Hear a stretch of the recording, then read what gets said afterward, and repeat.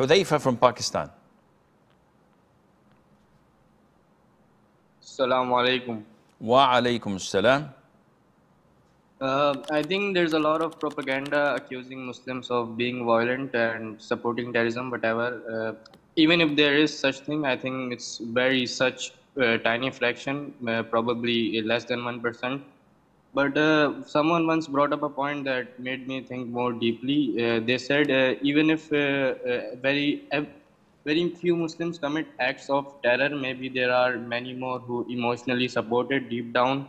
Maybe they don't act, but if a disbeliever is killed, they feel okay about it. Maybe they have hatred for disbelievers in their heart, even if they never express it. They compare it to situations where if someone is accused of something like blasphemy or disrespecting the Prophet Sallallahu Alaihi Wasallam, people sometimes react emotionally without verifying anything. Sometimes a crowd forms and a person gets beaten or was killed publicly.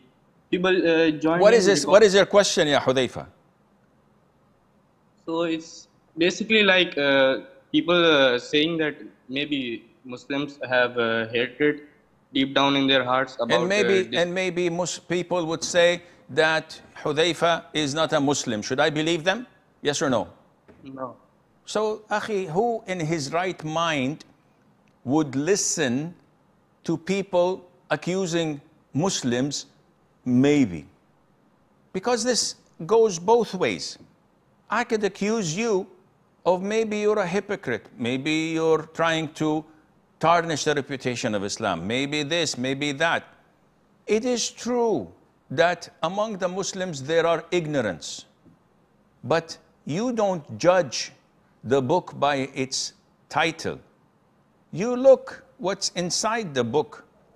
You look at what Islam teaches, what the Quran tells us to do, what the Prophet did in his lifetime, sallallahu alaihi wasallam, and his teachings. This is how you judge Islam, not by a group of thugs or hooligans, as in the case where you come from. Whenever they hear that there is someone who committed an act of blasphemy or insulted the Prophet ﷺ, you get hundreds of thousands to go and kill him. What kind of crazy people these are?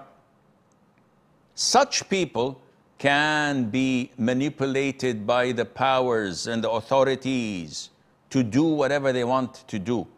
And this is why so many countries in the world, even Western countries, even sophisticated first world countries, they prevent and block da'is and scholars from giving lectures and teaching and educating the Muslims. Peaceful people are coming to your country to teach and educate the Muslims about their religion. Block them. Why? Because if they do teach them, they would excel and become better people. We don't want this as an authority, as a government. We want to manipulate them, use them, sometimes in violence, sometimes in illicit acts. And we can tarnish the reputation of the religion and use them, and this is our hidden agenda. So this is where you have to draw the line, Akhi. We cannot listen to hearsay or what the people say, because we have evidence. We have the pure religion of Allah Azza wa Jal, the Quran, from the Quran and the Sunnah. So don't pay attention to these things, Akhi.